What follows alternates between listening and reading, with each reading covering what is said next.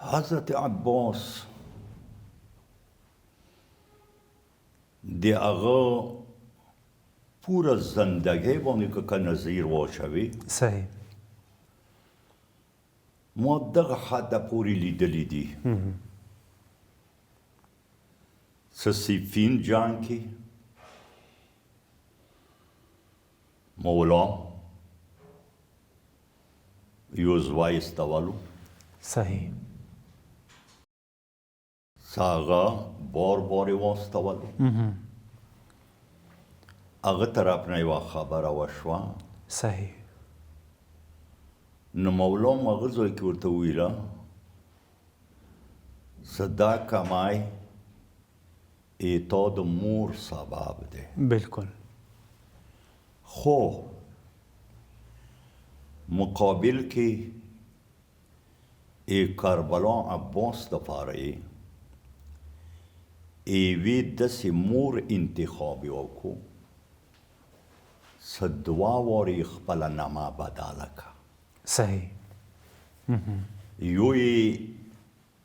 نامه یې وه فاطمه صحیح کور ته د مولا راغله اول یې خپله نامه دې وجې نه بدله کړه ورته ویل څه مولا ما ته به فاطمه نه یایي صحیح ویلې ویله ته کله فاطمه نه وایي نه حسن و حسین و زینب و کلثوم بیبي سلام الله علیهم هغوی د کور دروازې طرف ته د سترګې وغړوي نو بیا مولا ورته ویله ام البنین صحیح خو بیا انده بیبي وه څه د ام البنین نامه یې بدله کړه صحیح هغه وخت یې بدله کړه څه کله یې کربلا انقلاب نه وروسته مدینې کې قبرونه جوړ کړي وو نو هغه ځای کې بیا مدینې ښځو ته یې مخ کړو مدینې ښځو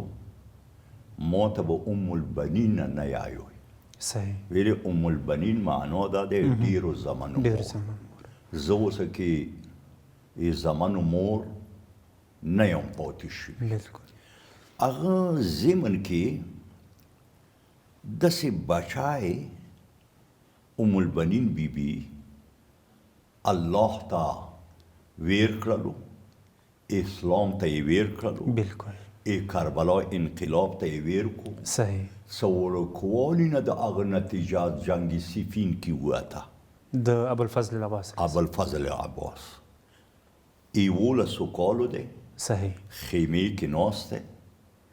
مولا حسین جنګ ته وتلی دی یوه طرف ته یې خیمې کې سترګې وغړولې بل طرف ته یې وغړولې ویله څه اما آقا څه شو